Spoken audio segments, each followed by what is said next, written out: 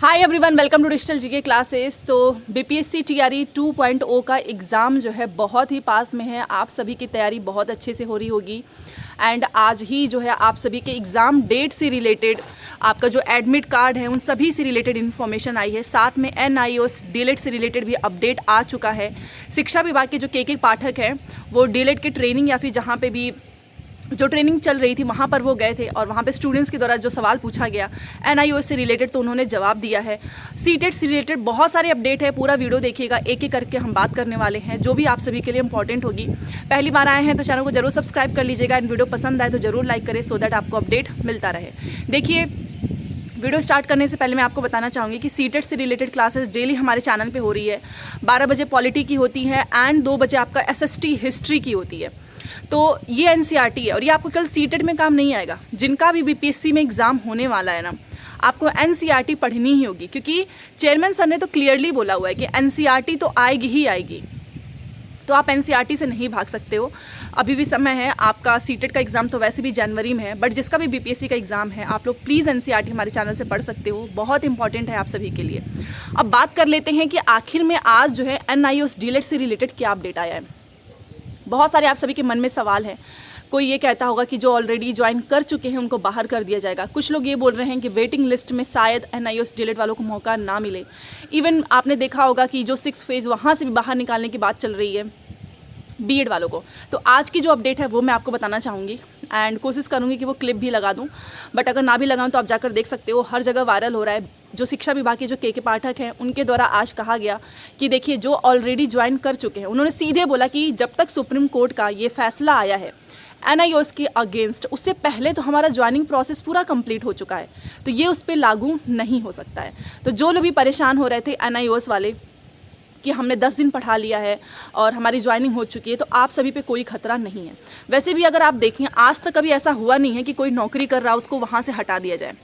और उन्होंने भी यही चीज़ बोली है कि NIOS वाले परेशान ना हो क्योंकि सुप्रीम कोर्ट का फैसला 1-2 दिन पहले आया है और ज्वाइनिंग प्रोसेस इनका कब से चल रहा है, तो उनको बाहर नहीं किया जाएगा। उन्होंने एक चीज़ और बोली है कि हाँ बट ये जो आने वाला एग्ज़ाम है उसमें इनवैलिड है, तो ये उन्होंने बताया है, तो मैंने सोचा आप सभी को बता दूं।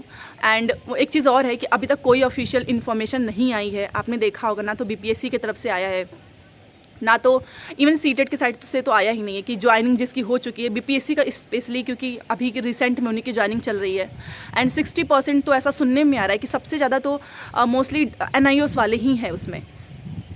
तो अब आपको कोई प्रॉब्लम नहीं होने वाली है। जितने भी NIOS वाले हैं वो सोच रहे होंगे कि BPSC 7th फेज़ में क्या उनको बाहर कर दिया जाएगा, तो नहीं किया जाएगा, ऐसा के पाठक जी का बयान आया है। बस आने वाली जो भी एग्ज़ाम्स होंगे उस पर जो है इसका इफेक्ट दिखेगा जो सुप्रीम कोर्ट का फैसला आया है। तो येस, जो लोग मेरे से पूछ रहे थे कि हम पेपर देने जाएं या ना जाएं, तो वही मैं सिंपल सा बोलूँगी, जब तक कोई आपको BPSC की साइड से ऑफिशियल इन्फॉर्मेशन नहीं आती है आप अपनी पढ़ाई करते रहो और आप पेपर भी देकर आना। सेम सीटेट के लिए भी यही मैं बोलूँगी कि अगर इन्फॉर्मेशन नहीं आ रही, आपने वैसे भी तैयारी की ही है और नहीं जाएंगे तो आपके मन में एक सवाल रहेगा कि यार पढ़ाई कर लिया, कहीं ऐसा ना हो कि आगे चल के हमें शामिल कर लिया जाए। तो मैं ये बोलूँगी कि आप अपने सेफ जोन में जाइए, तैयारी आपने की है, TRE 2.0 का भी एग्ज़ाम देकर आओ। और अभी तक तो कोई इन्फॉर्मेशन नहीं आई है। आप सोचिए 7 को पेपर है, आज हमारा 1 स्टार्ट हो ही चुका है और इसके पहले जितने लोग भी सेलेक्ट हो चुके हैं उनके पे कोई प्रॉब्लम नहीं होगी। बात कर लेते हैं KVS का, क्योंकि केंद्रीय विद्यालय का रिजल्ट आपने देखा होगा। आई थिंक जब शाम को इनका रिजल्ट हुआ है उसी रात में ही शायद सुप्रीम कोर्ट वाला जो ये आया है NIOS वाला, तो उसमें बहुत सारे ऐसे कैंडिडेट्स हैं जिनको पहले कॉल किया गया था, अभी उनको अपॉइंटमेंट लेटर नहीं भेजा गया है। तो ये क्या है माजरा, तो ये आपका बिहार 7th फेज़ से डिफरेंट है। देखिए, बिहार 7th फेज़ में रिजल्ट जारी हो चुका था, आपको ज्वाइनिंग लेटर मिल चुका है, आपका योगदान हो चुका था, आपका DV वगैरह सब कुछ कंप्लीट हो गया था। यहाँ पे केस एकदम अलग है, यहाँ पे तो उसी दिन आया है, तभी इन लोगों ने रोक लगाई है। तो मे भी आपको KVS में मौका ना मिले, ऐसा हो सकता है क्योंकि अभी तक इन्होंने ज्वाइनिंग लेटर तो नहीं दिए ना, और KVS ने तो ऑलरेडी नोटिस में बहुत पहले ही मेंशन किया हुआ है। इवन अगर आपने इसका इंटरव्यू वगैरह भी दिया होगा, उसमें भी अंडरटेकिंग ये लोग भरवाते हैं कि अगर बीच में ऐसा कुछ होता है तो वहाँ से निकाला जा सकता है।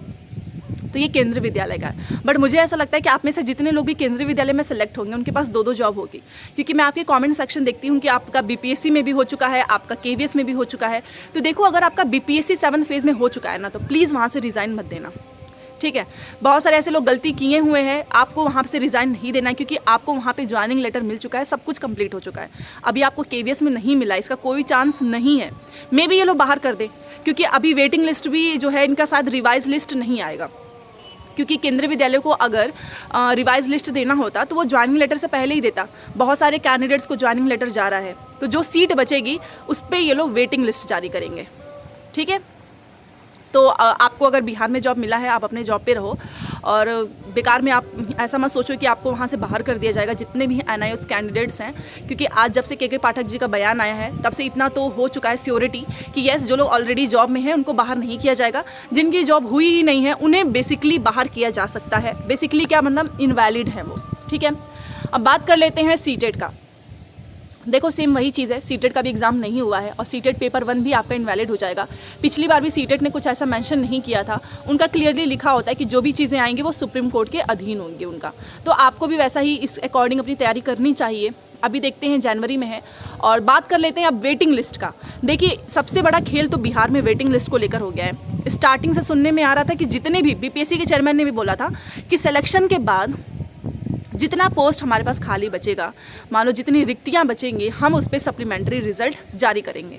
एकदम इसका उल्टा हो चुका है। शिक्षा विभाग ने अभी तक BPSC को 4700 ही रिक्तियां दी हैं और उसी पे सप्लीमेंट्री रिजल्ट आएगा। अब आप सोचिए 4000, उसमें कितने लोगों का होगा? वो तो आपको पता ही, ऑब्वियस सी बात है। 1 to 5 में होगा, 9 से 10 में भी होगा, 11 से 12 में होगा। कितनी ही सीट होंगी? सीटों की संख्या इनकी ज़्यादा है। इसका मतलब जो के पाठक जी ने, जब डीलेड की जो ट्रेनिंग सेंटर है जहाँ पे ट्रेनिंग चल रही थी, जब वो वहाँ पे गए थे चेक करने किस तरीके से कॉलेज वगैरह चल रहा है, बच्चे स्कूल आ रहे हैं या नहीं, कॉलेज आ रहे हैं या नहीं, तो वहाँ पे उन्होंने जो एक चीज़ बोली थी ना कि देखो TRE 3.0 वो आने वाली है। ठीक है, 50,000 के आसपास भर्ती। तो ये कोई नई वैकेंसी की बात नहीं कर रहे थे, ये पुरानी ही वैकेंसी की बात कर रहे थे। ठीक है, तो यही सबसे चीज़ हुई है कि वेटिंग लिस्ट आप सभी को BPSC के चेयरमैन सर चाहते हैं कि 7 से पहले ही वेटिंग लिस्ट आ जाए। एंड ये 7 से पहले आएगा 4700 पे। बट जो उम्मीद थी 40,000 तो छोड़ो, 10,000 भी नहीं, 10,000 लोगों ने तो अब बंदी की पत्र ही नहीं जो है रिसीव किया है। बहुत सारे लोग ज्वाइन नहीं किए हैं। ठीक है, अभी भी आपको पता है कि आज 30 नवंबर लास्ट डेट थी फ्रेश कैंडिडेट्स की। बहुत सारे कैंडिडेट्स ज्वाइन नहीं किए हैं क्योंकि उनका ऑलरेडी कहीं पे होगा अच्छी जगह पे जॉब। इसलिए नियोजित शिक्षकों को 7 तक करना है, वो भी ज्वाइन नहीं करने वाले क्योंकि बिकॉज वो ऑलरेडी अपने घर के आसपास में है। तो आप समझ सकते हो कि सीटों की संख्या ज़्यादा है, बट ये लोग निकालने वाले नहीं है। ठीक है, तो वही चीज़ हो गई कि सोच रहे थे कि 10,000 आएगा, बहुत सारे स्टूडेंट्स का हो जाएगा सिलेक्शन इस बार में ही। तो वही है कि बताया था कुछ और हो रहा है कुछ और। 4700 सोचिए, बाकी की सीट ये सब जोड़ देंगे और हो जाएगा कि देखो TRE 3.0 भी आ चुकी है, एक नई वैकेंसीज। तो कुल मिलाकर आपको दोबारा से मेहनत करना है। जितने लोग भी 2.0 के लिए तैयारी कर रहे हैं, प्लीज़ उसमें मेहनत कर लो, क्योंकि उसमें एक चीज़ निकली, जो न्यूज़पेपर था उसमें निकला है कि मेधा सूची ऊपर से देखेंगे। ऑब्वियस सी बात है, जो पॉइंट से रहेंगे उनको ले लिया जाएगा, बाकी जितने भी स्टूडेंट्स होंगे वो बाहर हो जाएंगे। एडमिट कार्ड आज आपका रात तक आ जाएगा, कल से आप लोग डाउनलोड कर सकते हो। एग्जाम का टाइम टेबल सब कुछ आपके पास होगा ही। तैयारी अच्छे से कर लो, वेटिंग लिस्ट के चक्कर में मत पड़ना, क्योंकि देख ही रहे हो, सुनने में आया था कि आएगा 10-20 हज़ार और आ रहा है 4700। ठीक है, लेकिन हाँ बहुत जल्द आ जाएगा एंड उसमें भी कुछ लोगों का सिलेक्शन हो जाएगा। बाकी के बच्चे लोग अपने एग्जाम पे अभी भी आपको फोकस करना है, क्योंकि किसी को पता थोड़ी नहीं कि कितने नंबर वालों को लिया जाएगा, कितने का सिलेक्शन हो जाएगा, कितने का नहीं होगा। ठीक है, तो आई होप आपको सारी चीज़ें समझ में आ गई होगी। मिलते हैं नेक्स्ट क्लास में। Thanks for watching.